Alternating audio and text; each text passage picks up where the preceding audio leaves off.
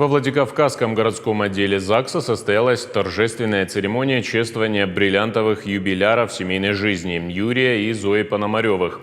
Супруги заключили брак ровно 60 лет назад в стенах Северо-Осетинского ЗАГСа.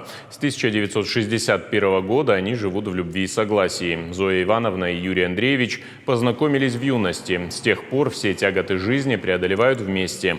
На торжественном праздновании свадьбы под звуки марша Мендельсона супруги вновь поставили свои подписи в юбилейной актовой записи о заключении брака. Для них подготовили праздничную программу с музыкой, танцами и подарками. Пономаревы поделились секретами семейного долголетия и пожелали большого счастья молодой семье, которая в этот же день зарегистрировала свой брак. Чтобы вы прожили достойно. Чтобы любили друг друга. Вот.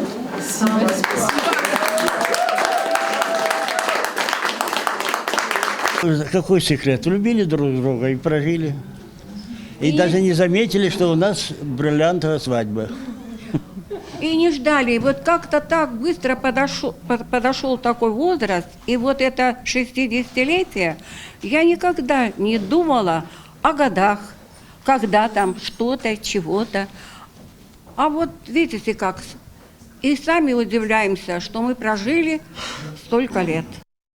Поздравлять золотых и бриллиантовых юбиляров в отделении ЗАГСа – старая добрая традиция, которой сотрудники органа придерживаются всегда. Только за последние 10 лет им удалось поздравить 5 семей с такой круглой датой.